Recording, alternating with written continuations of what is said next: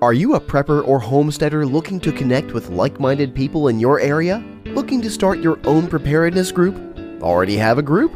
Well, look no further than PrepperNet. PrepperNet is dedicated to personal responsibility, individual freedoms, and being self-reliant.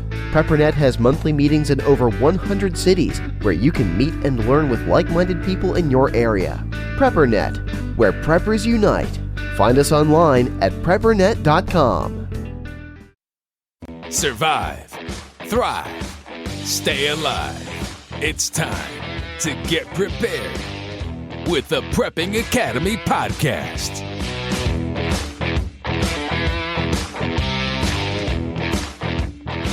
So let's talk about food. You are the secret forest master. So don't hate me, Rick, but on my land currently, I have so much canopy of trees, I can't even use a sun oven on my own property. I have to go out to the road within 5 feet of the road to put my sun oven out to cook food. And that looks kind of odd to my neighbors when they're driving by and they see this satellite looking dish kind of thing as I'm cooking. But you are the king of gardening. So when you started this, you were a business guy. How did you all of a sudden go, hey, I need to grow food. Hey, I need to make it where it kind of blends in with the forest. So tell us how all that kind of happened. Well, I lived in New Hampshire for a number of years, and I had apple orchards there. And did everything. I was kind of a gentleman farmer, and I did everything according to conventional wisdom, and I sprayed pesticide every 10 days and after every rain. I used fertilizer, or used weed killer. I had all my trees growing in straight rows. It was all one single crop with all the same apple trees. And, with grass growing in between and the leaves touching between the apple trees. And little did I realize that the grass sucked up the same nutrients the apples needed. And, I still had scabby, wormy apples no matter what I put in there for chemicals. So it just didn't make a lot of sense to me. And I spent a lot of time, and then I did the same thing when I was in Florida, with citrus. So when it came time for us to move to our final retreat, so to speak, I said, I'm going to try this permaculture stuff because I've been reading a lot about it. And, there would be these 400-page books written by university professors, and they just were a little hard to understand. But I kind of picked them apart, and I made this little plan and said, I'm going to grow them on the south side of this mountain that we bought, because that's where the most sun is going to be. And I'm going to put terraces in so I can maximize my space from a geometric standpoint. And it's, the as ink is, and many of the people in China grow their food on terraces on the side of mountains. So I said, well, let's see what we can do. And I decided that, I would do, I would have these little mini ecosystems. And so let's take a fruit tree, for example, a nut tree, and that grows up and then eventually grows out. And underneath that fruit tree then becomes shade. It's got a canopy. So then there's certain types of plants that enjoy that shade. And there's a symbiotic relationship between the two, and they share nutrients together, and they both do better together than they do by themselves. And then you've got this tree, and outside of that is full sun, and that's where you plant your shrubs, your blueberries, elderberries, blackberries, those kind of, raspberries, those kind of things. And then outside of that is full sun again. So you've got these sort of concentric circles, and outside of that you put your herbs. So, your cooking herbs, your medicinal herbs, and those things flower all year long. They've got little teeny tiny florets, and they attract pollinators constantly. And they also attract the predatory wasps that will kill the bad bugs that you don't want to have on the rest of your fruit. So what you've created is kind of a concentric circles, and the outside circle of herbs is like a defensive perimeter around your other fruit. So you don't need pesticide, and you don't need weed killer, because weeds are just misunderstood plants. They're basically pioneer plants, and they'll go in where nothing else will grow. They'll break up the soil. They'll allow nutrients to get into the soil and water and air. And so it's, when you pull weeds, you're setting yourself back a year, literally. So we allow the weeds to grow in there, and I won't pull anything up. I won't pull any weeds, but I will cut them off. And I'll throw them over the fence to my goats, and, they love that stuff. So it's free food for them. And there's, again, symbiotic relationships between all those plants and the other ones. So I've got probably 40 little mini ecosystems on less than half an acre of land on the side of a hill, south facing. And as time goes on, those trees get bigger and they can bear more fruit. And we last year got 4 monster gorilla carts. I don't know how many gallons they were, but 4 monster gorilla carts full of Asian pears from one tree, for example. So, wow. And because we've had such a huge amount of production, all I do, once I plant it, all I do is just go and harvest. So I'll bring in 6 to 2 gallons of fruit a day.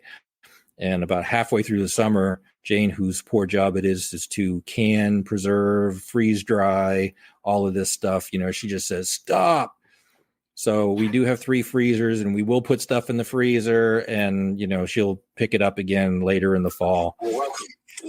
So to preserve all that. And we've got 120 animals on the property too. So, we feed our animals, we feed ourselves, and the animals are livestock, and, we have Nigerian dwarf dairy goats. So, they produce all the dairy milk and dairy products that we would makes every product that you would buy in a store, from cheeses, cheddar cheese to mozzarella cheese to cheesecakes and ice cream, best ice cream in the world, 50% more butterfat than cow's milk. And that's good for you. And if you're lactose intolerant to cow's milk, you won't be to goat's milk. And, we don't put any chemicals in our animals, so we don't get any of that either. So the garden, really, once it's set up and established, it just takes care of itself, and we don't water it. We let nature do that, because these are perennials, so they have a chance to put down deeper roots, and they're not as susceptible to droughts, too much water, too little water, too much heat, too little heat, as your garden variety annual vegetables, which have a 3-month life cycle. So, these you plant once and harvest for a lifetime. And it just keeps getting bigger and just keeps producing more food, which, we have the opportunity to feed ourselves and feed neighbors and our animals as well. So do you guys sell any of it, or mostly store it, eat it, and give it away to friends, kind of? Yeah. It's just not really worth our while to go out there and sell stuff. And then a lot of the stuff has got to be approved by USDA and go through all that rigmarole. And frankly, I just as soon not have the government up my butt on any of that stuff. Mm-hmm. So, we just don't, but we preserve everything that we don't use, that year. So we've got a lot of that food preserved, and, we're going to need it sometime. Okay, a couple questions I see here. One is, what do you do about peach tree worms? Do you have peach trees on your food forest? Hey, let's take a quick break. Are you a prepper or homesteader looking to connect with like-minded people in your area? Looking to start your own preparedness group? Already have a group? Well, look no further than PrepperNet. PrepperNet is dedicated to personal responsibility, individual freedoms, and being self-reliant.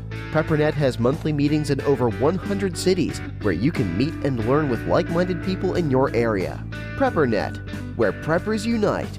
Find us online at preppernet.com.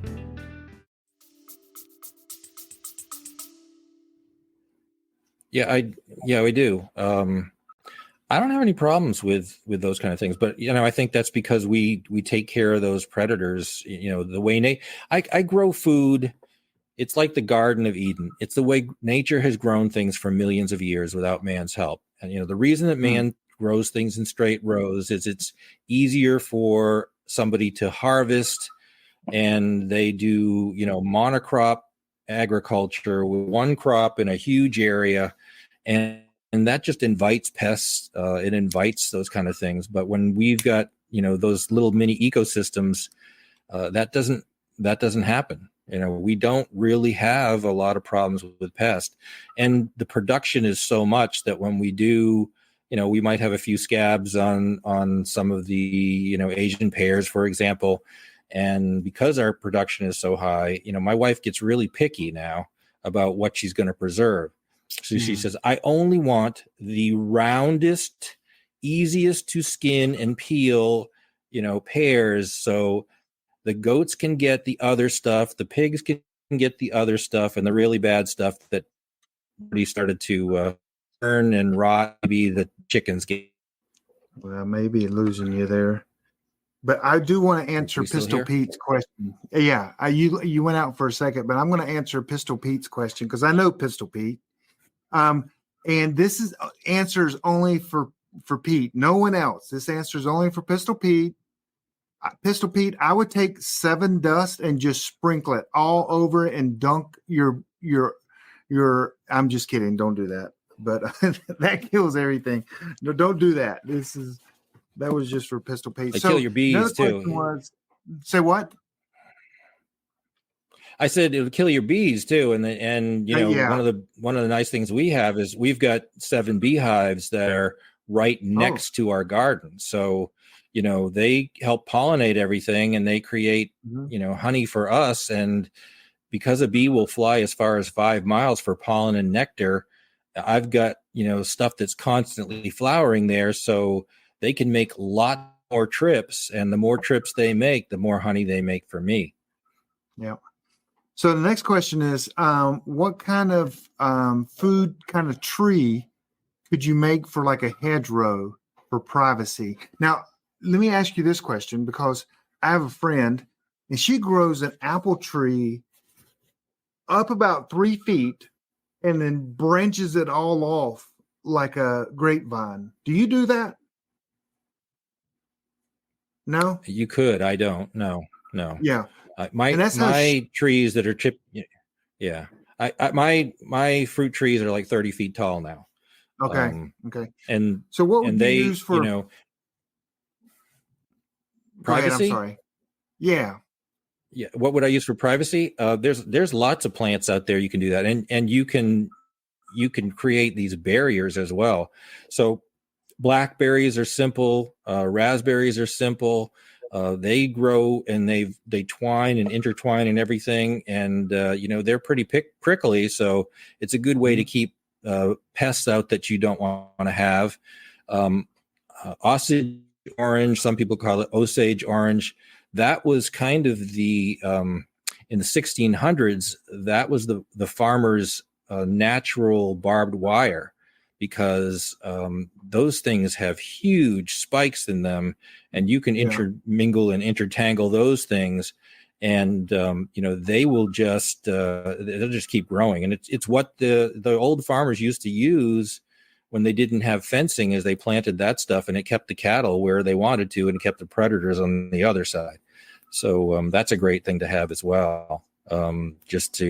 If you're looking for ways to keep people out or keep predators or other animals out, that's a great way to do it. How about to hide? What would you plant to give just a visual barrier? Rose hips are great. They grow up and they grow out, and they'll grow 15 feet tall, and then they'll start to fall over, and they grow into this huge thicket. So it's medicinal for you. Mm-hmm. But they'll just cover up everything that you're doing. So from a privacy standpoint, they're great. Okay, gotcha. So most people, preppers, will have a garden, row gardens, just row after row after row. How do they transition? And what would you suggest how they should transition to something more of like what you have in your book and about what you talk about? The secret garden. How is that a transition to go from rows to the secret forest or garden? Well, yeah, the reason I did the books, the first one was A Secret Gardener Survival, How to Grow a Camouflage Food Forest. The reason I wrote that book was because I had done so many presentations, like we talked about earlier, at all these different, prepper events, and people kept asking me, "Is it, well, you should write a book. You should show us how to be able to do this." So that is why I wrote the book, and because this was a huge experiment for me too. Because I had done everything the traditional way beforehand, I took pictures every step of the way, and I took colors. And this, Secret Gardener Survival is really just kind of a picture book, and I take you through step by step by step. Everything from how to dig the hole and what to plant in it, and how to get things started, and even creating some of these symbiotic relationships right off the bat. So, you can plant a grapevine with an apple tree and with a comfrey in the same hole, and their roots will intertwine and they'll all share nutrients. And people, every time they think of grapes, they think of trellises. Well, nature doesn't grow things in trellises. Nature's trellises are trees. And so these grapes grow up on the trees. They both do better together than they do by themselves. I've got lots of pictures that show grapes growing on an apple tree. The apples are green. The grapes are starting to ripen. The grapes ripen. You pick those, then the leaves of the grapes fall off, and now that apple tree has full sun. You're getting two crops in the exact same amount of space. And the reason that we plant comfrey, which is an herb, it has a 30-foot taproot, so it'll reach down 30 feet and pull up nutrients that the tree and the other stuff can't reach, and it'll share it with the other plants around it in that whole little ecosystem. So, things like calcium and magnesium and those kind of things that the plants need, but they just can't reach. So that's kind of the whole symbiotic relationship that goes through there. We grow, annuals too. We grow things like tomatoes and that kind of stuff. But we grow it in amongst these little ecosystems, so they can take advantage of, the predatory wasp and the other stuff in there. And literally, when you grow this stuff out, it just looks like kind of an unmanaged forest that just kind of things just kind of took over. So it's not clear to anybody walking by that you've got food growing there until stuff starts to ripen and, apples turn red or, whatever it is you've got starts to ripen. So when everything's still green, people have no idea that you have food growing there. And in today's world, most people don't know what food looks like unless it's in a package with a label on it anyway. They grow it in the grocery store, don't they? Yeah, right. Oh, the stuff that they grow in the grocery store, it ain't real. I'll tell you.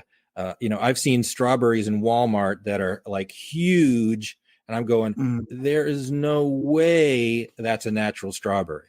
It's genetically modified or something, or they just pump the thing up full of drugs. But when you open up something like that, it's still all white inside, and it's just kind of bland. And it never ceases to amaze me when people come here and we serve them a meal of the stuff that we make, including desserts that have fruit in it and, peach cobbler or whatever. And they have the strawberries that we grow, and it's like they're tasting food for the first time. They just haven't had that flavor, because the way we're growing food these days, not only have we got pesticides and everything else in it and it's genetically modified, but they're growing it in they're constantly growing it in the same soil, so they're losing key nutrients that you would have in there otherwise. And there's been a study that shows that there's a third of the nutrients in our food today that there was in the 1960s. So and that's why. And people, we wonder why we have such an obese society, but your body is telling you that, hey, I'm missing something, just keep eating. And that's why.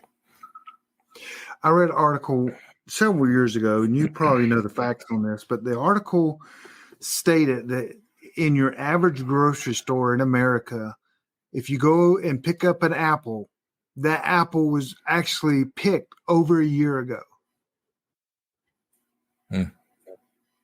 And I don't know. I don't know, but the average, and y'all can look it up on the internet, verify what I say. But the article said that the average apple in any grocery store was last year's harvest. It's never this year's harvest, because look at apples. Apples aren't being picked in 90% of America from here until next, right, October, September. So they're at least about a year on average old. And so anyway, so tell us like the variety of fruit and vegetables you grow. And because you said a half acre, everyone has, well, I won't say everyone has a half acre. I'll say a half acre is not that big. No, it's not. And what kind of, name some of the things that you grow, if you don't mind. I mean, I want people to know that you can grow a lot of food in a half acre. Right. Well, the beauty of this system too is not everything gets ripe at the same time. So if it did, there would be no way I would be able to pick everything. So we, strawberries are usually first, and then red raspberries, black raspberries, blueberries, figs, apples. We've got muscadine grapes because they're native here, and scuppernong grapes because they're native here. We've grown Concord grapes here too, but they don't do as well because they've got a very thin skin, and wasps will come by and they'll sting them, and then they'll suck the juice out of them. So those grapes will literally be fermenting on the vine. So we try to get stuff that is indigenous to the area as well, but we grow, kefir pears and Asian pears, which are like a cross between an apple and a pear. They're round like an apple, but they're hard like a pear. Those are very hardy for here. We grow a number of different peach varieties as well. And I've got videos online that show that I've got, trees where they are so laden with fruit that the branches are laying down over me, and I'm standing inside this giant canopy, and I pick 5 gallons of peaches in 15 minutes. That's a good harvest. So and we've got hazelnuts, and we've got walnuts and black walnuts, and we also grow all of your regular garden variety vegetables. And we've got our greenhouse, which is a year-round greenhouse, my secret greenhouse of survival. It's an insulated greenhouse.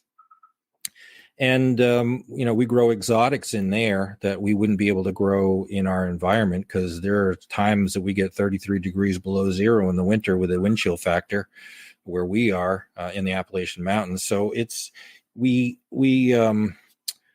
growing your sort of salad type vegetables in the greenhouse, and we also grow things like Myers lemons and coffee trees and stuff like that. I was going to ask you about that. So, I saw the video of you building this, your greenhouse. I think you put that online, and then you were growing coffee in there as well, and you're still growing coffee inside of there. Yeah.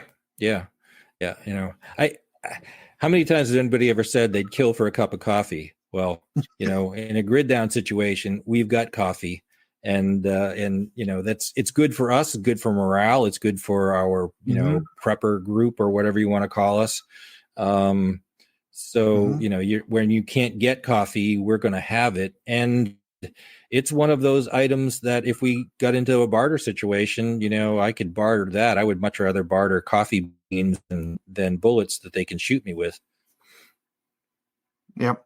So, a question came up: how do you keep squirrels from eating peaches? I mean, I'm sure Survivor Jane's out there with her 22, and that's dinner for Sunday night, right?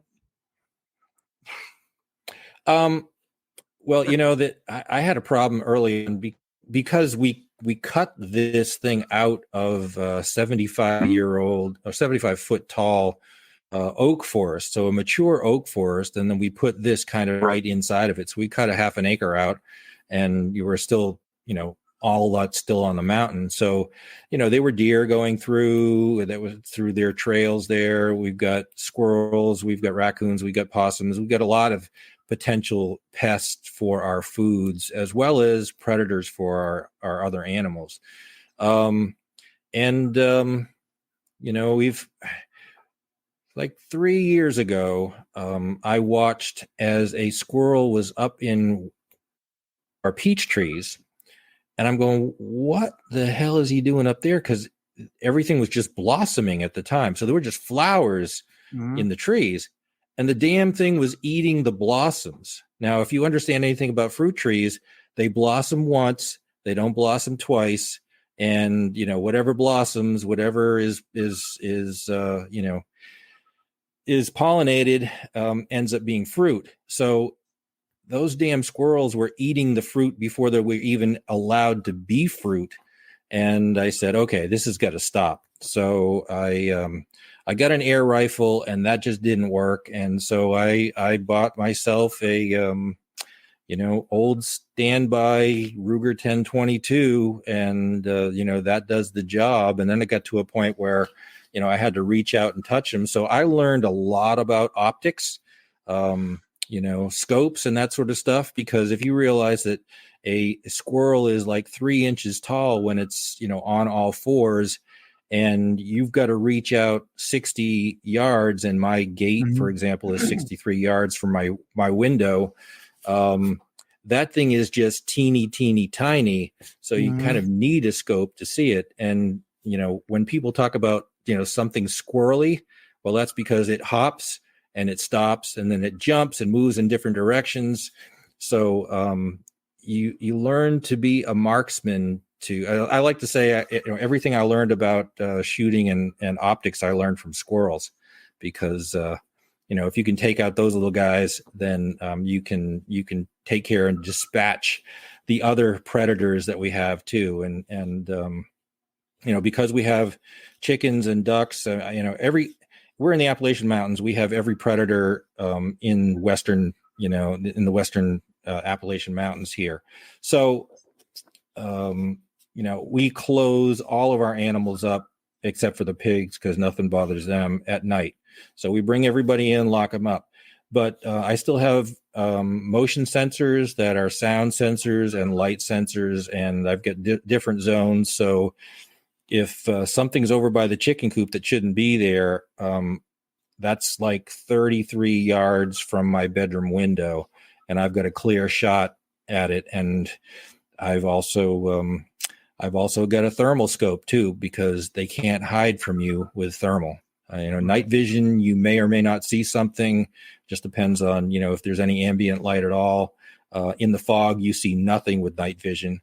But with thermal, they can't hide. I mean, just you can see a heat signature anywhere.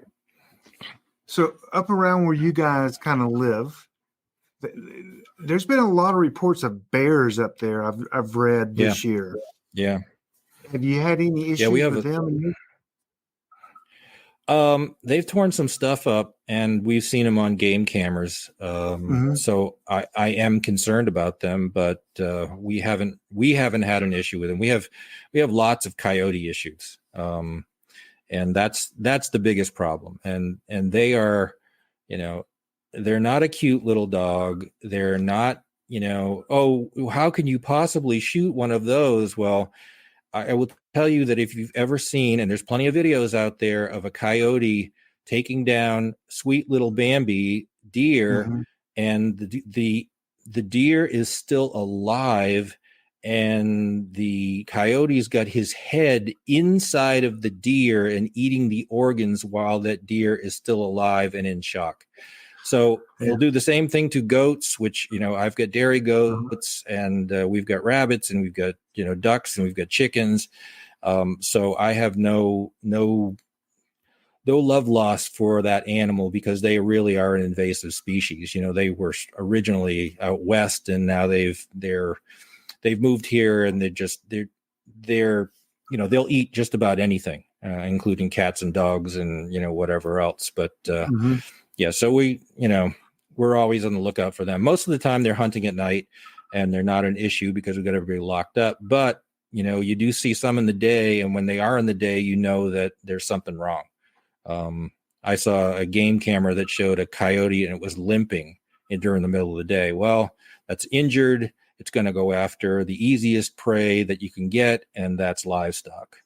And when they have kits, in February, the first thing that they teach their young to hunt is livestock, because it's the easiest thing to catch. Right. So you've got to protect your stuff. You got to protect your own well-being as well as your animals. So you have chickens. Do you have ducks too?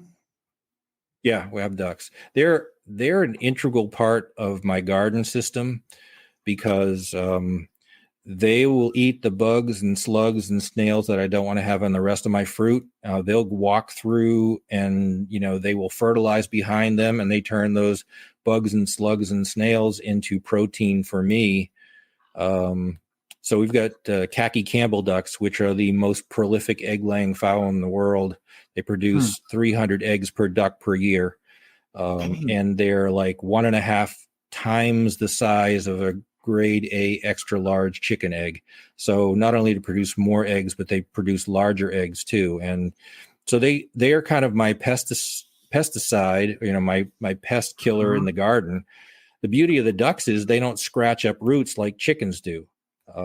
If you have chickens and they're in a contained area, you realize they turn everything into a desert pretty fast. Right.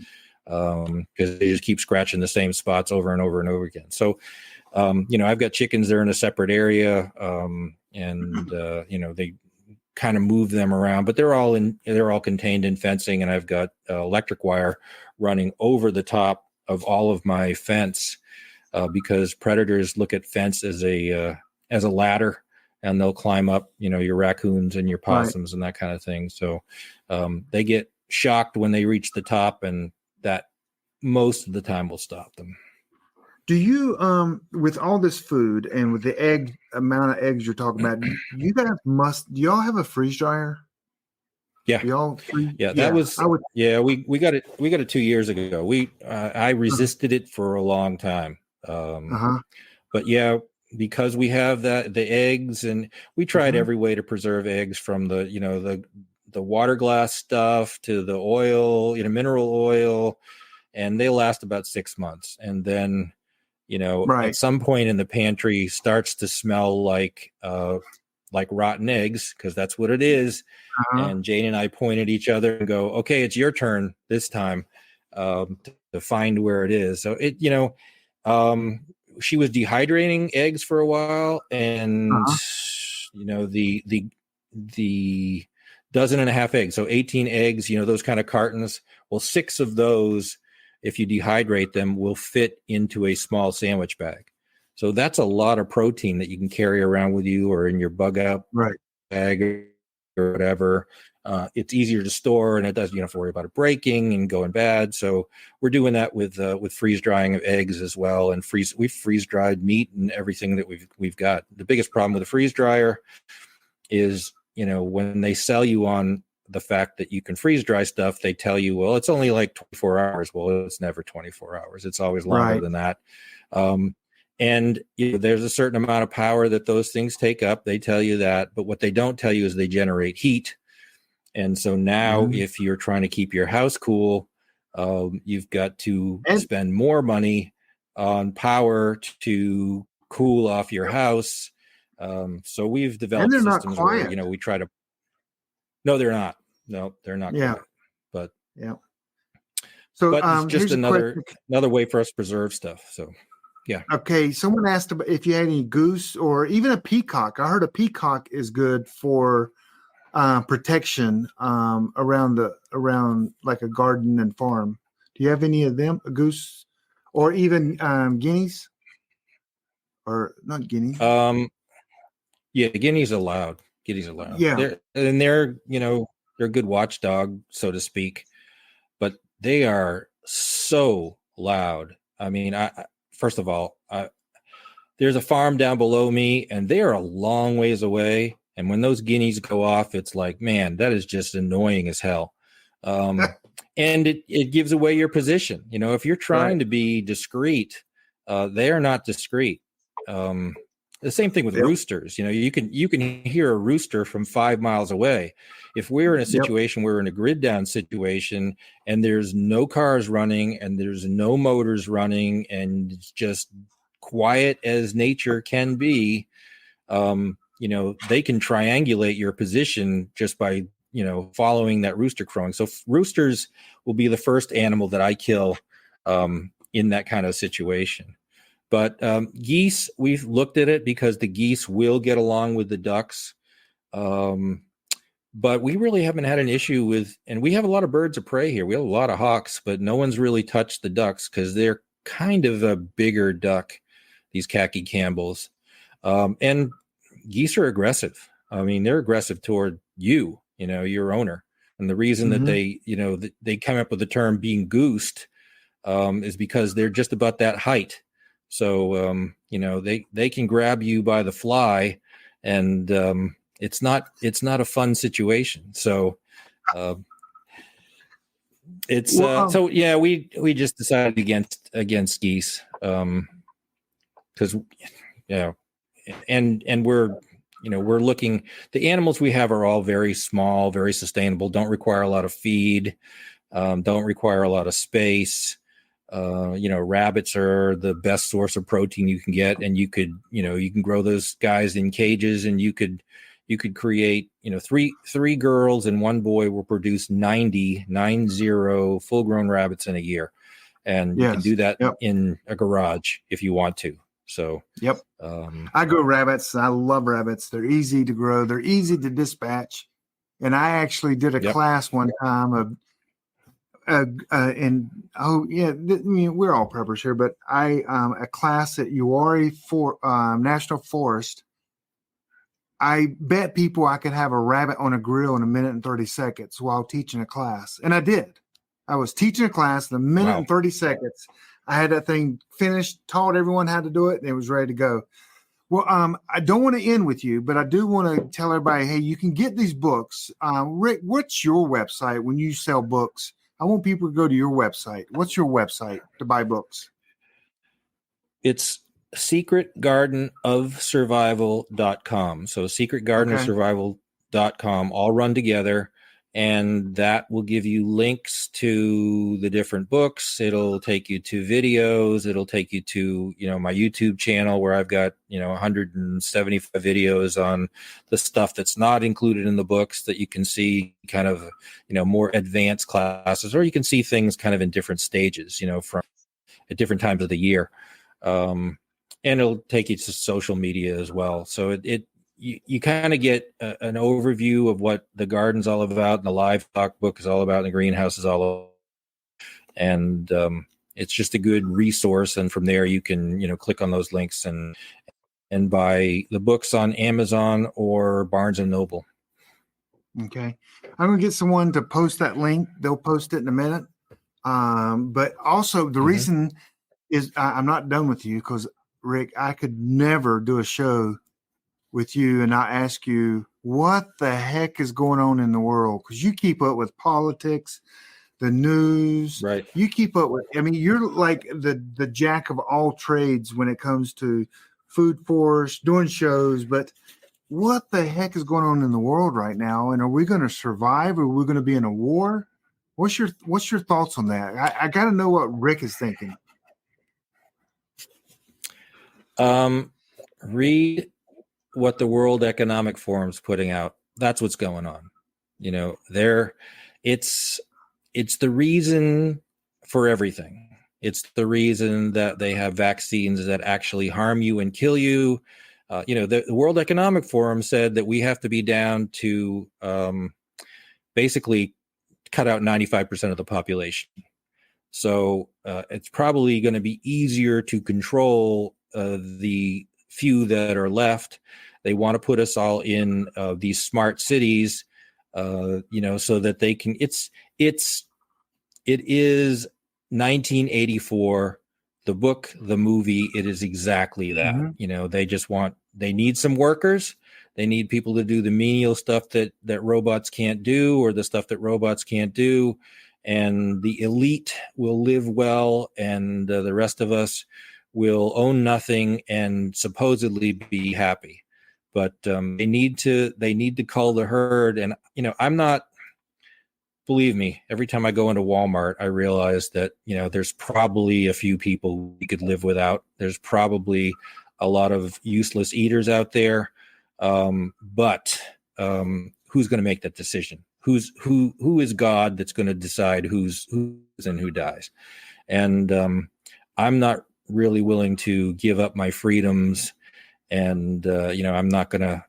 I'd rather die on my feet than live on my knees. But in the meantime, I'm growing my own food, which means I don't have to spend money at the grocery store. It means I'm healthier than anybody that would be for my age. And it's just it's a great lifestyle too. So let's look at what I save a year by not having to go to the grocery store. I think the average family now is spending about $17,000 a year in food, and staples alone have gone up 74% in the last 2 years. So things like sugar and flour and the stuff that you make stuff with has gone up. So, if you don't have to spend 17 grand a year in food because you're growing your own, or at least a big portion of it, then that money can be plowed into other prepping stuff, whether that be ammunition, supplies, medical stuff, drugs, and that kind of thing to thwart off the next disease and pandemic, or solar panels for your house, whatever it happens to be. So it's a lot easier to live, and it's a lot easier not to have to make a lot of money if you're not spending close to 20 grand a year just to feed yourself. And it's security too, food security. But in terms of what's going on in the world, look at what the World Economic Forum wants to do. They want to turn, they want to kill 95% of us, and they want to turn the rest of us into slaves. And, they want to be the ruling class because they've decided that they are. And, the people that are involved in that are all the ultra rich elites. And, Klaus Schwab, the guy that runs the World Economic Forum, he got it honest, so to speak, because his father was one of Hitler's right-hand men, a Nazi, and his mother was a Rothschild. So you can kind of see where he's coming from. But yeah. And I don't, maybe most of these elites that are in Washington, D.C. think they're going to be safe too, but I think they're just useful idiots that they'll use them until, let's get rid of you. I mean, look at all the different communist countries when they've taken over and created communism. They've started off with socialism, and the elite educated class would push for the socialism stuff, the ones that are teaching in colleges and that kind of thing, and the politicians are pushing socialism. And then when they finally get to full-blown socialism, the communists take over and they kill all the guys that helped them become socialist. We got to get rid of you. We can't have you around because you'll speak up against us. So that happened, and it's a major thing of control. And I think even bigger than that, even, a higher level of thinking maybe, is that this is just, this is a war of good versus evil. This is, God versus the devil, and the devil's minions that are, being used by the devil to take us out. So it's a spiritual thing too. And you've got to start thinking spiritually and realize that, these aren't just people you're dealing with. They're demons. And I affectionately call the Democrats in Congress demon rats. That's what they are. And there's lots of Republicans that are on the take too. But I'm for Lord and God and country and family, and those are the things that we need to protect. And the United States of America has been and still is that shining beacon on the hill that the rest of the world looks to. And when they take the United States down, which they need to do, if the United States fall, then everybody else falls. And what I am encouraged about is that people are waking up around the world, and suddenly, the French are protesting, the Germans are protesting, the farmers in Holland are protesting. I think just the other day they sprayed feces fertilizer all over Parliament in Holland because they're trying to stop them from growing food. People are finally, Argentina, and people are finally waking up and saying, wait a minute, we don't want to be doing this anymore. And with the quote migrants from the Middle East moving in and not assimilating, people are tired of it in Europe. I mean, they were sold a bill of goods that they really had to be, and they were trying to be nice and accommodating and help these people out, and they're getting raped. These are Sharia supremacists that just want to, institute Sharia law, and that's their function. And there's a lot of push to send them back from where they came, and I think that's good. I think people are finally standing up and for their right as humans, and so we'll see what happens, but that's encouraging for me. So it's almost like this. America, we have had the conservative population.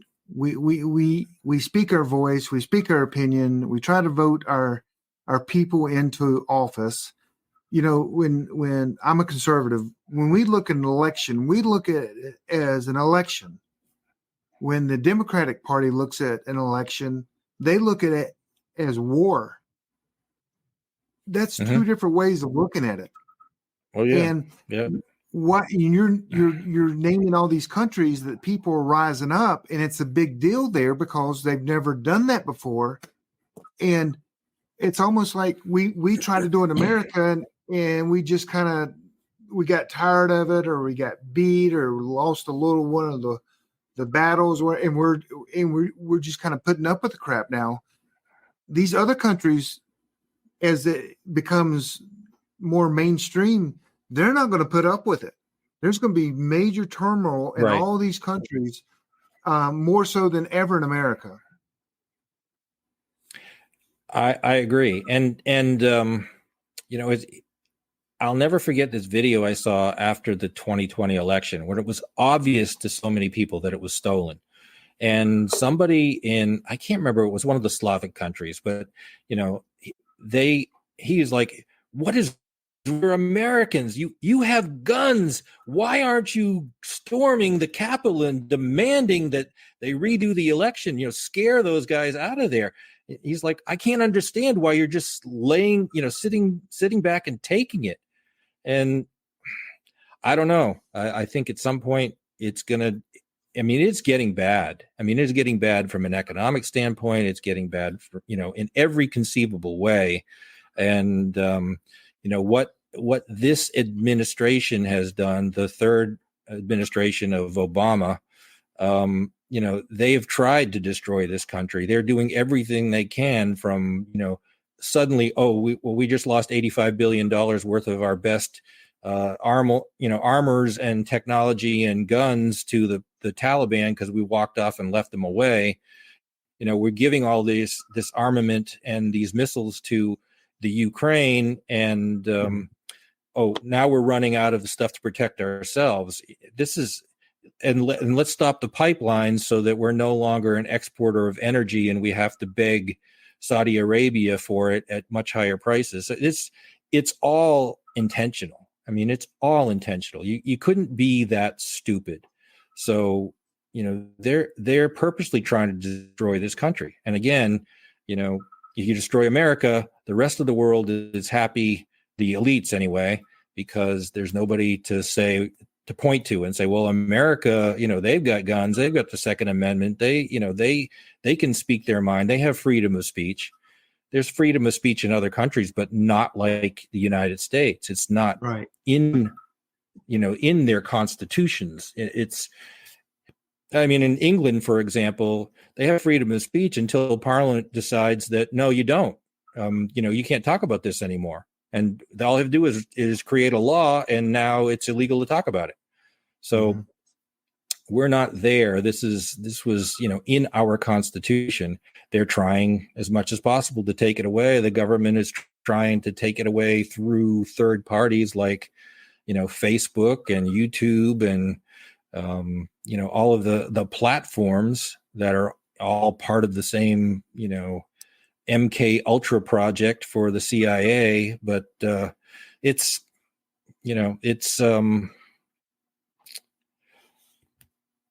that's where we are. And, that's why we need to, think about things from a spiritual standpoint and go where it takes us.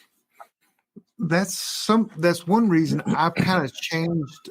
I'm still all about groups and survival groups, and you talk about groups a lot, and that's why I love what you're doing and respect you, because a lot of people aren't in groups, but I know you're in a group.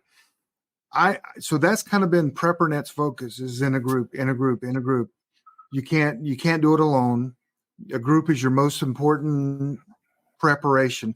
But here recently, I've kind of changed course a little bit, and it may be because, not speaking from not of arrogance, but I've been doing this for 23, 24 years. I know how to purify water, and I've practiced it 40 times, maybe 140 times. But now I've been focusing on, hey, people, and so I teach a class, even at PrepperCamp, start a home-based business, because get out of the system. That's what you and Jane did. Y'all were both business people working in the towers, and get out of the system by creating your own business. You can create income from your own business. You can kind of get out of the system. Once you get your house paid for and your land paid for. What do you need money for? You need money, just grow your own food. You could literally grow your own food, still go on vacation, do everything you want to do when you retire, and not even make enough to pay taxes. You know what I mean? You could be in a certain tax bracket. And that's why I created the course, and been pushing. Guys, you can retire. Everyone's equity in their house is going up 50%. You could sell your house, go buy something, and retire early. You just don't have, the millions of dollars that you wanted, but it's more valuable than when you're 65, 7 years old and you finally retire. What are you going to do? You're not healthy.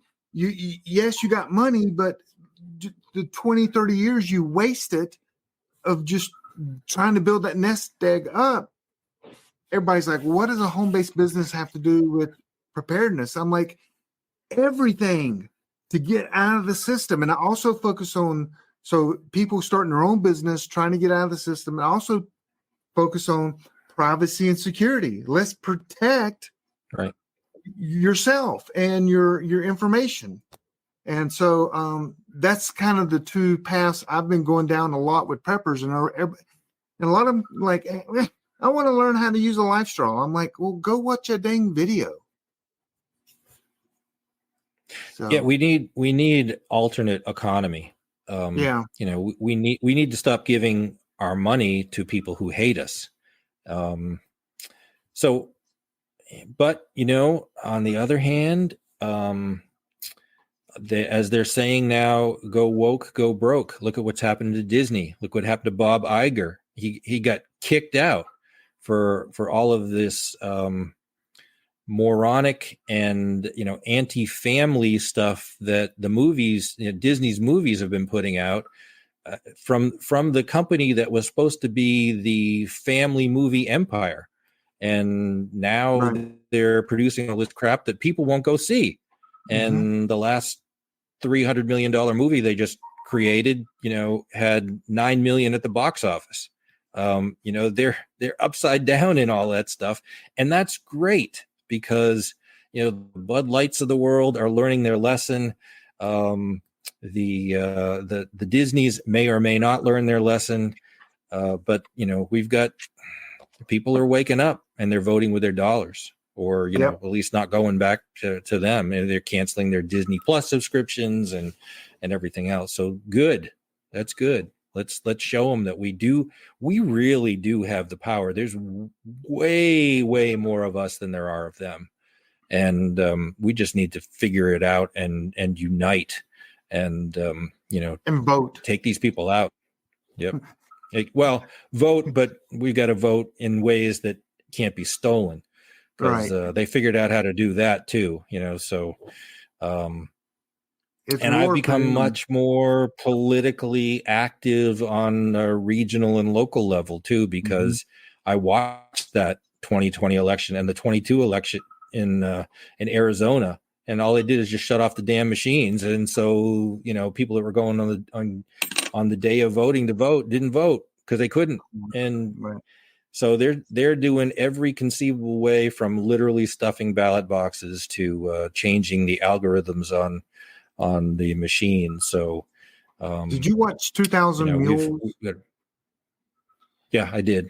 Yeah, that's shocking to see, and then hear what people think that they know about the election. You know what I mean? Yeah. And there's a video out there now. Mike Lindell funded this thing, whether you love him or hate him or don't just think he's whatever. But there's a guy who is really a statistician that has been working for him. And he went and he analyzed 3,000 counties in the United States. And there's 3,000 something counties total. And looked at the machines and looked at the voter rolls and noticed that the voter rolls, they cleaned the voter rolls, so the voter rolls went downhill, and then just before the election the voter rolls went up. So they just stuffed those voter rolls so that they can then create votes that go with a voter that doesn't even exist anymore. There were more 120-year-old voters in the last election than ever before. So they're doing those kind of things, and it's the machines are connected to the internet. As much as they tell you they're not, they are connected to the internet. And we've got to look at ways to maybe block those things. And there are ways to do that. In fact, Mike Lindell has come up with a device that can actually block the signal so that these machines can't get on the internet. All you have to do is have it in that room so that they can't be changing votes. But we've got to start doing that, because 2024 is coming up, and we can't afford to lose this one, because if we do, we're going to lose the republic. And as I've told Jane so many times, it says, it's we either win it in the election or there's going to be blood. There is going to be blood. It's either ours, theirs, or both. But there will be a civil war, and because people won't stand for it any longer. Well, Rick, this is going to be a great podcast for people for sure. Get your website again is The Secret Gardener.